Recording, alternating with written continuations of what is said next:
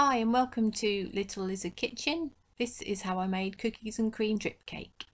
I started with a 6-inch diameter vanilla sponge cake onto which I smeared some Swiss meringue buttercream, and I have a link below of the recipe that I use for that. So give this quite a nice generous layer. Sit and even it out a little bit.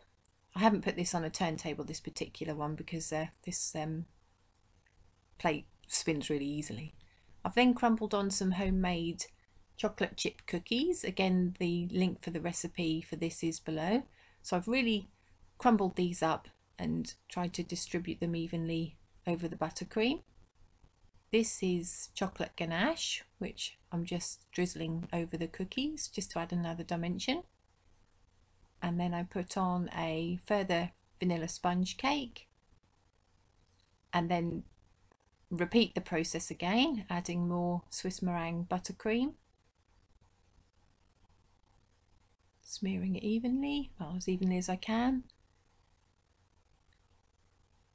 and then again adding more cookies and more ganache. And then I repeat this again. There's a further 2 layers to this cake, so it's quite tall.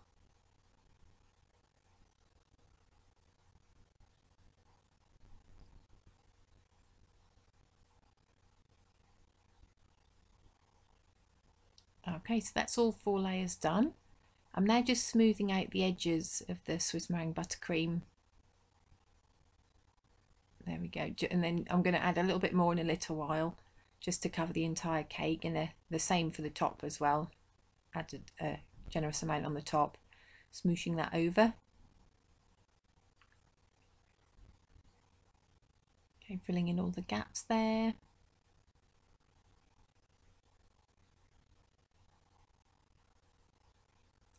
Okay, so that was pretty much covered. I wanted the naked cake effect. I really like this effect, so I've started to scrape off some of the buttercream that I've added. It doesn't need to be perfect. That's probably why I like this type of cake, because it looks good, quite rustic. So keep on going until you're happy with the look, and even out the top as well a bit.